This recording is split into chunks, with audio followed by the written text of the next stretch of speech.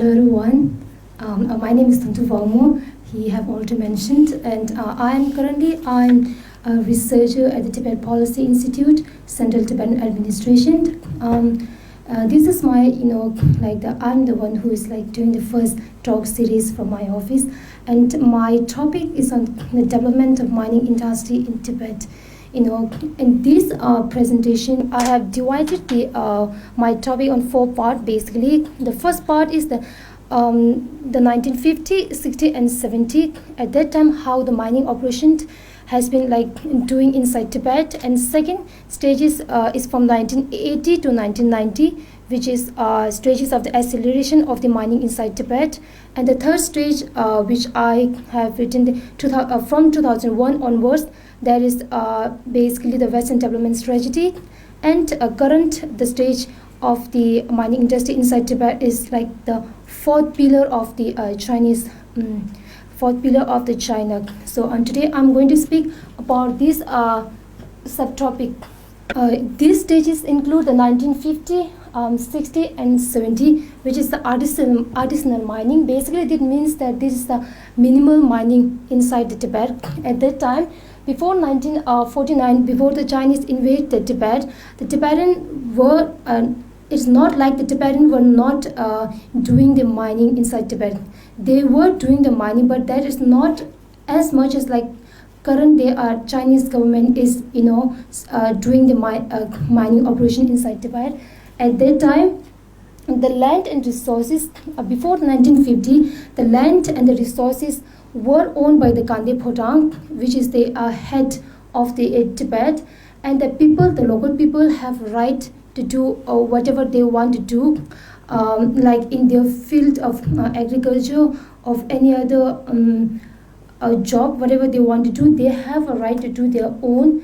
But at that time also, the Tibetan people were a little bit engaged in the soil mining, and they were a little bit engaged in the exploitation of the coal, but not that as much as now the Chinese government are extreme, exploitation of mineral happening inside Tibet.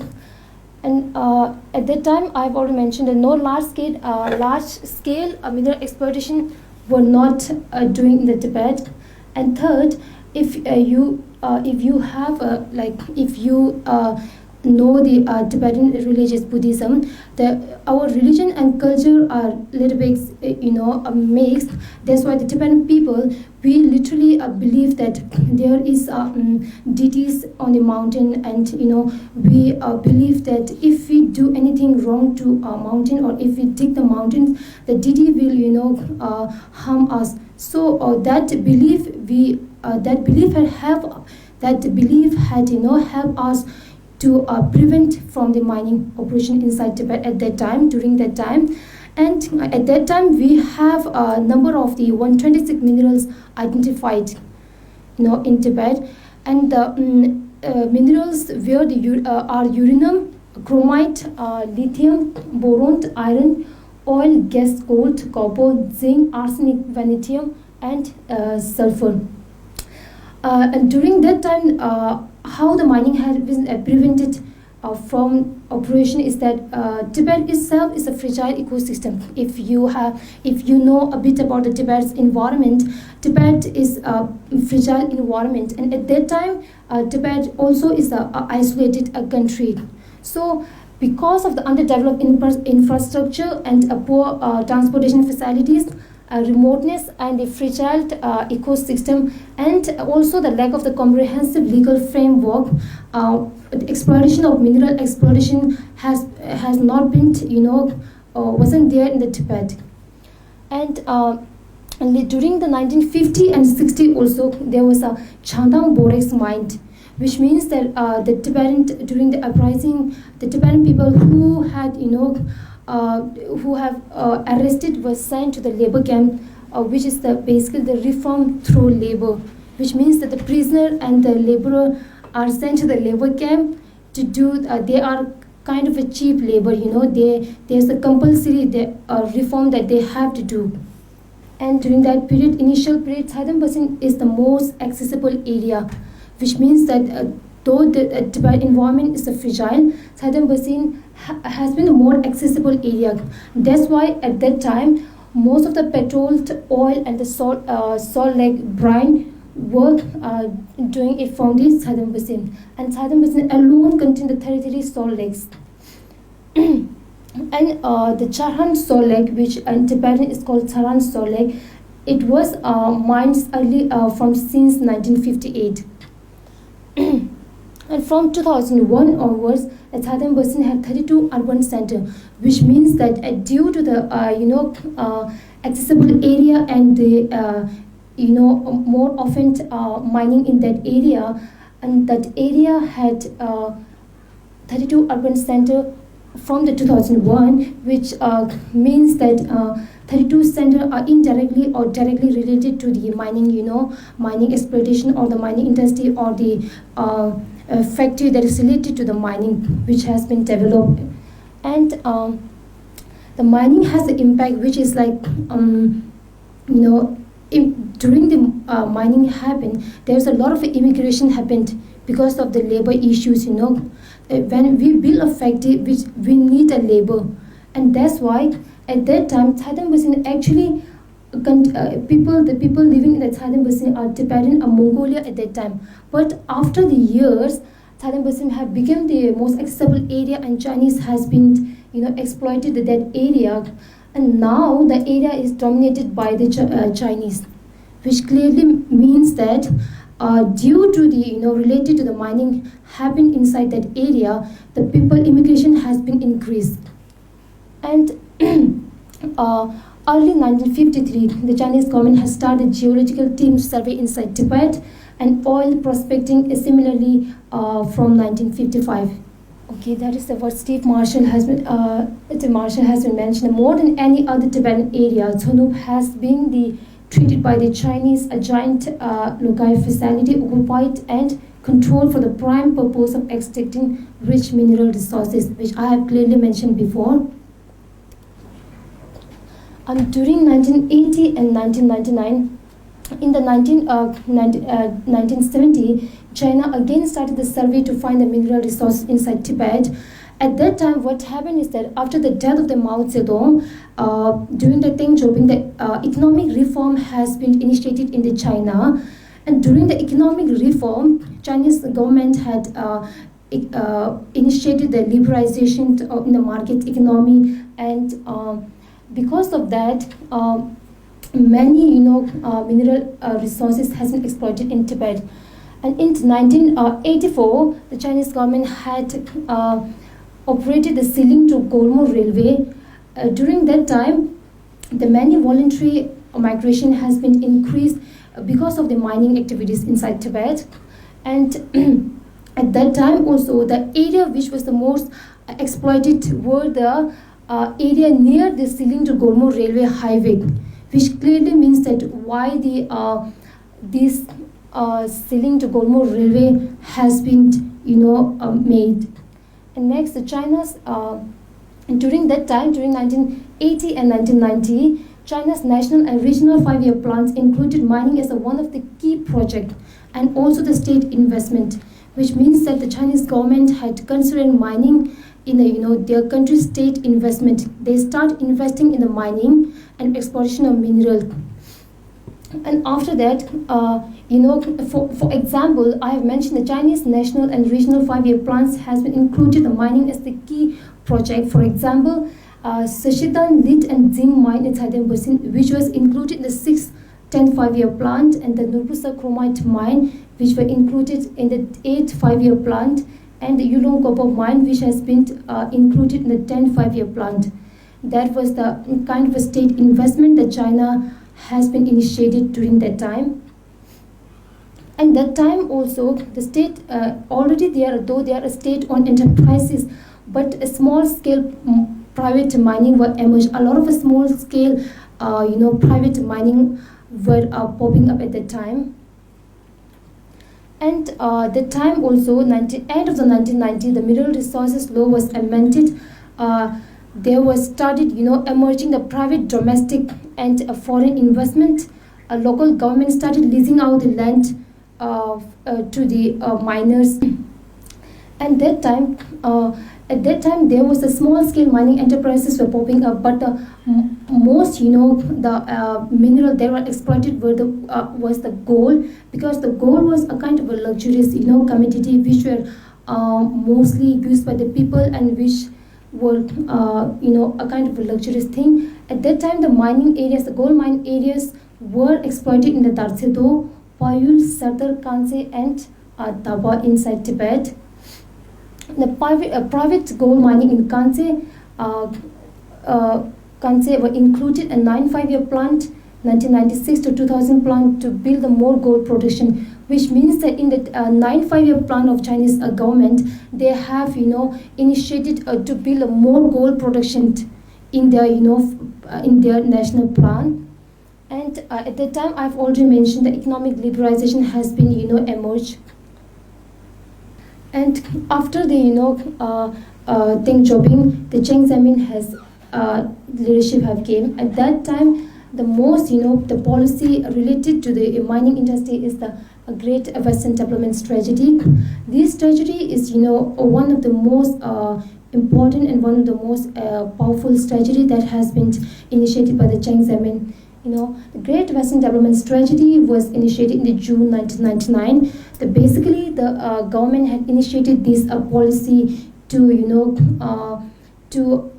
reduce the disparity between the economic or social or disparity between the East and the Western region of the China. But the policy has a contradict or alternate aims of what it claims.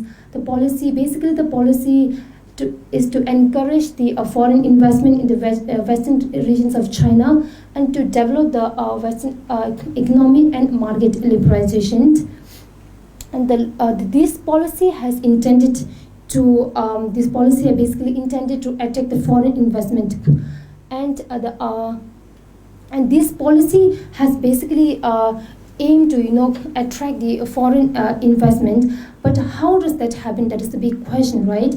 So to attract the foreign investment, they have planned and they have made a more infrastructure development. In this infrastructure development, they have built many railways, road and building.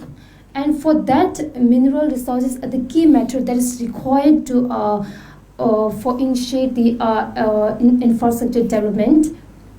And how the foreign investment, to attract the foreign investment, the policy they have changed, or the policy they have made is that first is the tax incentive, which means that for foreign investors invest in China, value added tax and import tax and urban land tax, which means that for example, if I have to give an example, exploration and mining right usage fees for the 1 year with a 50% reduction in those fees for following 2 years.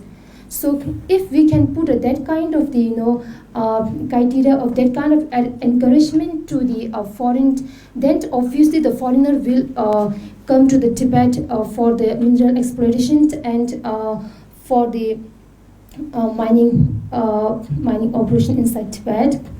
And at that time, the foreign investment joint venture, at that time, if I have to give one example, the Canada and Australia is example, Sini Mining International with the Tibet, the Young Mineral Resource Development Company, Sino Mining Jingang LTD is the one example which I have given.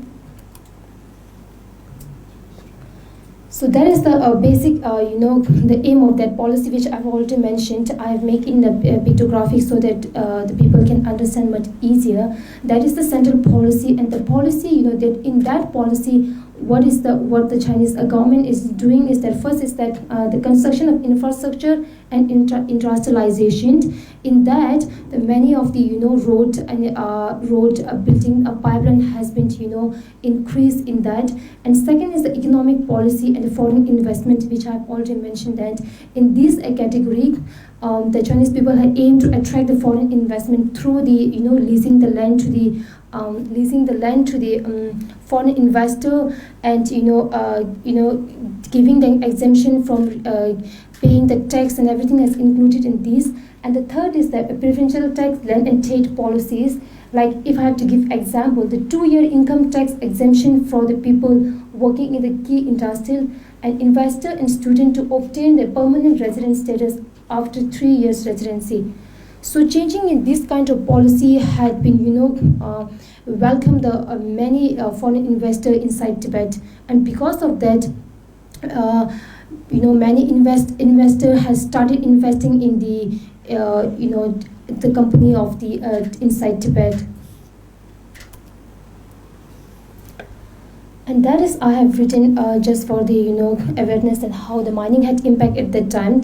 The first is a threat to culture and tradition, social conflicts and mass influx of the Chinese.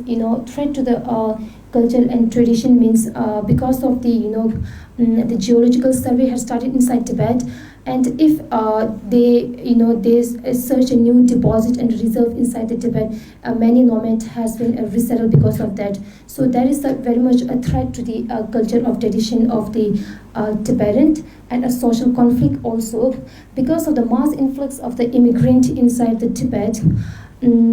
The Tibetan people are becoming a minority in their own country because of the mass influx of the Chinese people inside Tibet. And second is the confiscation of the land, which I have already talked before. That because of that, many Tibetan people who own their land are confiscated by the Chinese government. They give a reason that that need to be used for the mining area. And third is the social impact. And fourth is the environmental concern. That is quite obvious that everyone how the mining will impact the water and air and the ecosystem. Because during the mining activities, that not only the mine, after the mining they need to be processed and they need to be carried forward for the smelting and processing part, which involve a lot of the chemicals and other chemicals that will having the ecosystem. And fourth is the China's economic growth, which means that the mining has been help in growing the revenue of the Chinese government, but it doesn't help that much to Tibetan people. Not that much. It is very much negligible to the Tibetan people. The Chinese government had still now they are claiming the similar that these mining activities are basically operated to uplift the Tibetan from their poverty and to make them more modernized. But what we saw is a contradict impact is that the Chinese government, the Chinese economic is growing faster because of this kind of policy.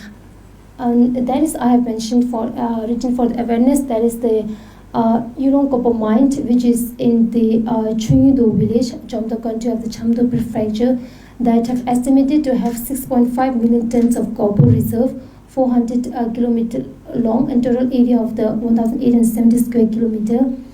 And that is the Asia's second largest and the China's largest copper mine, which is inside Tibet.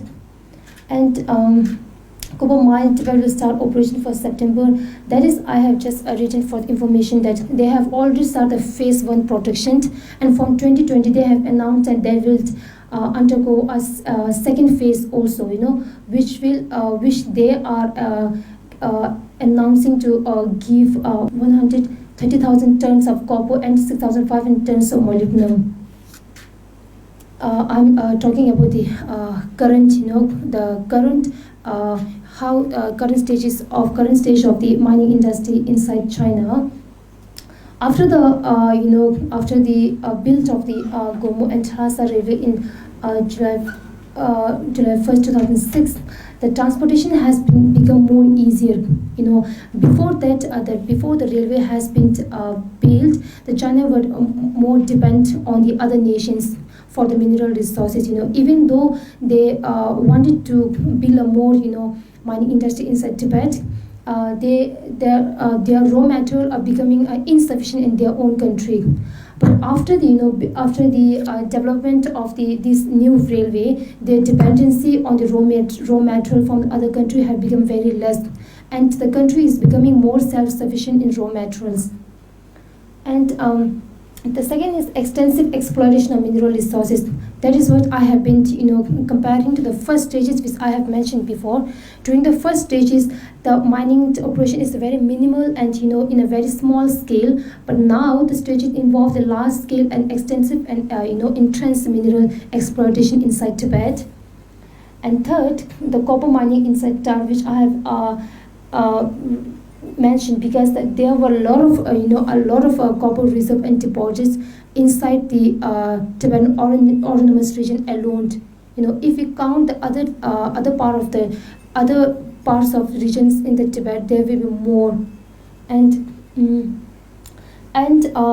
next is the lithium mining, which I have specifically written over here, because that currently the China is turning to energy revolution, and they are trying to change into green energy transition. If you have know that they are changing to the more energy, green energy, and they are changing to the more they are building more cars which is made from the electric vehicles. So for that we need a lot of lithium, because the car is run by the lithium raw material. So I've mentioned that. And that is the strategic base. If the raw material is becoming very critical, and if the raw material is becoming in a huge demand, that will become the more strategic. Right now the mineral exploitation, especially the lithium, is becoming the strategic base for Chinese government. And the next part is Made in China 2025. That is, that was implemented in 2015, which means that China wants to, convert China into the, technology powerhouse, energy powerhouse. They want to, they want to become the powerhouse of the technology, and that needs a lot of the exploitation of minerals. And third is the Gangchen Mining Company, which I have mentioned, because the Gangchen Mining Company is one of the most, biggest company inside Tibet. And currently they have bought the a share interest in the Lagor Tso, which is in Tibet. And not only that, they have also they have also bought the they have also have the 3 right mining area inside Tibet, which is in Lhasa, Medogongar, the Romukula, Zibula, and one other area. 3 areas are inside Tibet, which is which this company have right to exploit. And right now, I have shown the data that industry sector, which includes the manufacturing, construction, and mining and utilities, accounted for 39.4% of China's GDP in growth in 2021, which means that how the China are depending on manufacturing and mining operation. And not only that, how the manufacturing of the raw material has become important for the country's GDP growth. That I have shown in the pictographic way, that the current stage of the mining inside Tibet, first that had become the industrial scale mining, not a small scale mining. Many joint venture and many company are having the Chinese company are incorporated with the other foreigner company, And second is the manufacturing powerhouse. They want to become the one of the manufacturing powerhouse. They want to become the they want to become the god of the energy. And third is the equity investment. They are investing in the many countries, and they are importing and exporting from the different countries.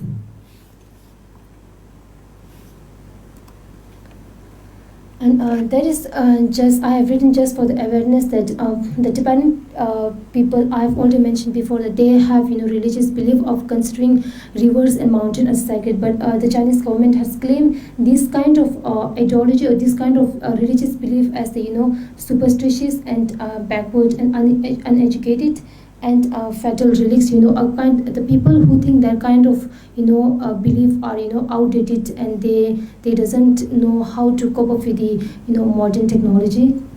So even though this kind of allegation has been put up by the Chinese government, I want to say that Tibet is a self-sufficiency country, And believing in culture doesn't make Tibetans a barbarian, outdated and illiterate and poverty. Instead of that, the Tibetan people, without having that much extreme mining industry inside Tibet, the Tibetan people have survived for the more than thousands of years inside Tibet. Thank you, Dharmas.